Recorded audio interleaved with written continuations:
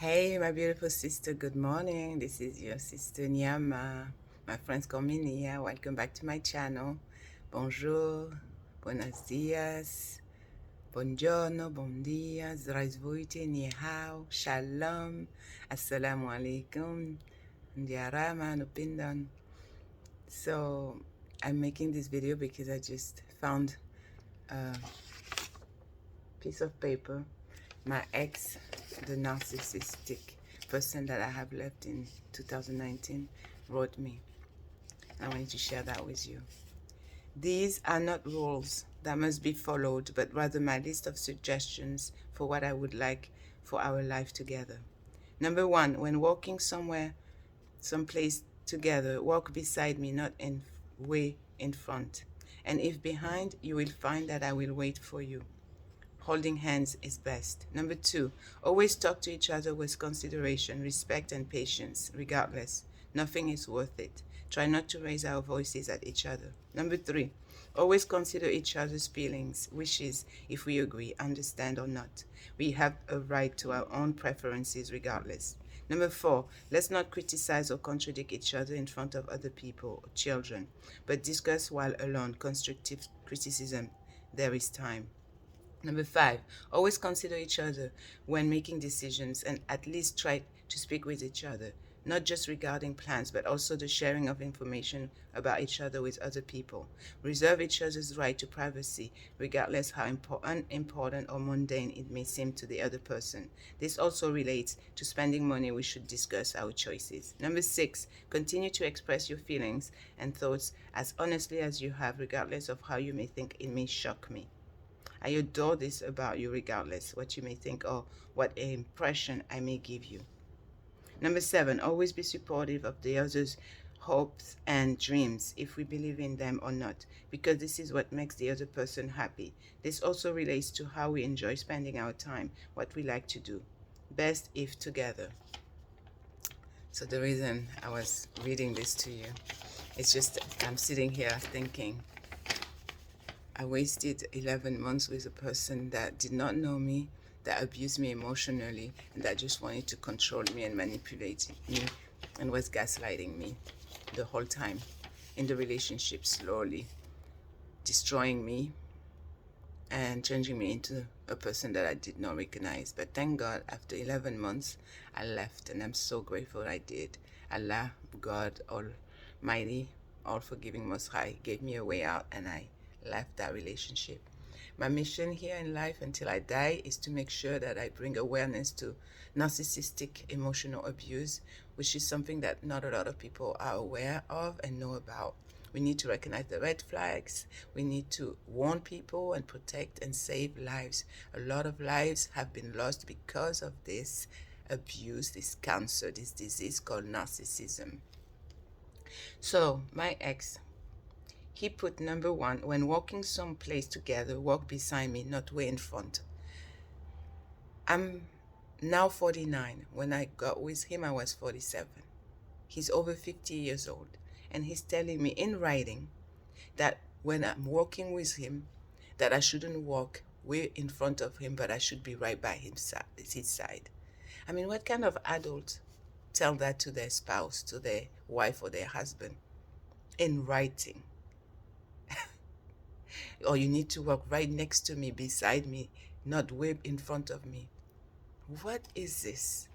Number two, always talk to each other with consideration, respect, patience, regardless. Nothing is worth it. Try not to raise our voices at each other. Well, he's talking about consideration, but he did not have any consideration when he was stalking me, when he put a tracking device on my phone, on my car, in my car, without my knowledge, without my permission and my consent. He did not have any consideration when he was gaslighting me and criticizing me and blaming me for things that were not even my fault. Number three, also always consider each other's feelings, if we agree, understand, or not. We have a right to our own preferences regardless. Number four, let's not criticize or contradict each other in front of other people or the children. Yes, he never wanted people to see how toxic he was behind closed door or how upset he would get over petty issue like me, how I would unpack or pack the groceries. Of course, he doesn't want people to know how childish he was. He wanted to make sure nobody knew that. Oh my goodness. Number 7, when he says, always be supportive of the other's hopes and dreams, if we believe them or not, if we believe in them or not, because this is what makes the other person happy. This also relates to how we enjoy spending our time, what we like to do. Yes, I want to mention about that particular one. So I remember an incident which actually led me to finally packing my bags and leave him, my ex. So I was into financial services, and I was traveling the country, going to conferences, networking with different entrepreneurs, business owners, and just learning so I could learn how to grow my business and earn more money and help more people. So one day I said that I'm going to an event which is in St. Louis, Missouri, to see Ed Mallett and his business partner, Andy Frisella. Guess what? My husband, well, my ex, he didn't want me to go. He did not want me to go. Jealous, possessive, obsessed with me. This man did not want me to go to a conference, to a convention that would have at least almost 2,000 people there, a public event, live streamed for professionals, for business people, for entrepreneurs, for people that want to thrive, that want to learn new skills and techniques and strategies to grow their business, people that want to learn so they can build generational wealth and help people. He didn't want me to go. And guess what? I'm a grown-ass woman, and I went. I drove over 18 hours from New York City, New York State, here, all the way to St. Louis, which is a different place, Missouri, a different state, and I went there regardless of what my ex said. I'm an adult. I don't need any curfew or permission, even from my own parents. I'm a mother. I have 4 children. Who is going to prevent me from going to a business event so I can learn how to be a better person, a better entrepreneur, and how I can improve and change my lives as well as the one of other people? Nobody's going to stop me. He did not stop me. I still went.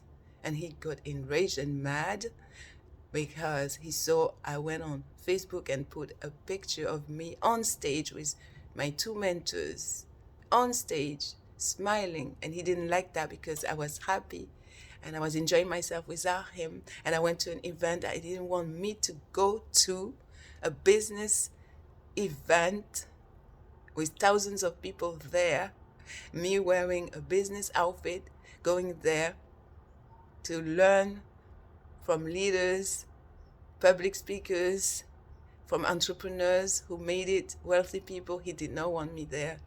And I still went and I shined. People applauded, took pictures of me, were happy for me, were rejoicing, and he did not like that. So what did he do? Since he's always spying on my social media platform, he saw that on my Facebook. As soon as he saw that picture, within an instant, my phone rings. Can you imagine? While I'm there in St. Louis. And when I left, we left not in good terms. So he was not talking to me. He was giving me the silent treatment because I decided to go, not to do what he wanted me to do. So he calls me. I don't pick up. So he got even more frustrated and upset. So he started texting me. And he texted me horrible things, showing how mad he was just because, oh my God, my wife is between 2 men on stage in a public event, smiling, looking happy. Oh my God. That was it. That was the sign I asked from God. And God said to me, this is time you need to get out. This is your exit. The plan that you were making, it's here. So I left that man. Thank God. October 26th, 2019, I made that decision. And that changed my life. And I'm so happy I did it. I made that decision for the better, for myself, for my children. And so I can be a light, a voice to the voiceless, to those countless of victims of domestic abuse, narcissistic abuse, who cannot live, who don't know how to live. Narcissistic abuse is the worst. Emotional abuse is the worst. It's more painful, more harmful, more detrimental, destructive than physical pain and physical abuse. Refuse to let someone control you, manipulate you, gaslight you, change your perception, your reality, and make you into something you are not. Do not allow another human being to control you and your life. I left and I'm so happy, I'm so grateful, I'm so relieved, I'm at peace finally. So yes, do not stay with a narcissistic person. They will destroy you. They will ruin you. I almost committed suicide because of that man. And I also want to mention that he's not a Muslim, he's an agnostic person. He's not a black person, he's a white person. He's Irish, Italian, half French, but he doesn't speak French or Italian or Irish. He's American, he's a white American, and he lives here. All his life he has lived here. And he was abused as a child by his father, physically. Horrible abuse he endured, traumatic. I know, I'm sure it was for him, but that does not give him the right to abuse other people. I was abused as a child, sexually, mentally, emotionally, physically. I'm not here abusing other people. So there's no excuse. There's no excuse for any abuse. It's unacceptable. We cannot tolerate, we should not tolerate abuse from anyone, regardless who they are. Your employer, your co-worker, your friend, your relative, your spouse. No way. Do not accept, do not allow this. I'm here for you, my sister. I love you. I care about you greatly, immensely. I want you to live your best life. I want you to get out of any narcissistic, abusive relationship situation. I left, and thanks God I left in 2019. I started regaining self-love, self-worth, self-respect, and I started opening up, exposing what happened, sharing my story. I was ashamed at first, but I did it anyway. Do it anyway. Tell your story. The world needs it. I went on social media, on Facebook. I started sharing with a group, and thank God some people saw my story, asked me to tell it again and again. I attended a program. I was online, learning how to become more confident, more resilient, more assertive. I met amazing, beautiful people, mentors. I network with entrepreneurs, with successful people. And thanks to a couple that I met on Facebook, I was part of an amazing group, Be on TV Challenge, Be Seen program. And thanks to them, I met another amazing lady, a mentor. And thanks to her, I was published for the very first time in February 2021 on Amazon bestseller in 5 different categories. You Were Made to Be Unstoppable is the title of the first book. And What Does Not Kill You, What Doesn't Kill You Makes You Stronger is the title of my next book, my second book, published thanks to Nimstant. And I'm so grateful, I'm so happy. I'm grateful, first of all, because I took the courage, the initiative to get out. I made that decision, that firm choice. I choose me first. I choose my children, my safety, their safety first. I want to protect them. I want to protect myself. So put yourself first. Love yourself enough, respect yourself enough to not tolerate an abusive person into your life, into your circle, and to destroy you. You are worth so much more. You're so precious. God loves you. Allah, the Creator, loves you. He created you so you can live a good life here and then in the next an even better life. Remember, my name is Nyama. My friends call me Nia. I have to get ready for work, but thank you so much for listening and watching this whole video. Share, leave a comment if you want, leave a like if you want. And remember, what doesn't kill you makes you stronger. I love you. Until next time. До свидания. That's bye in Russian.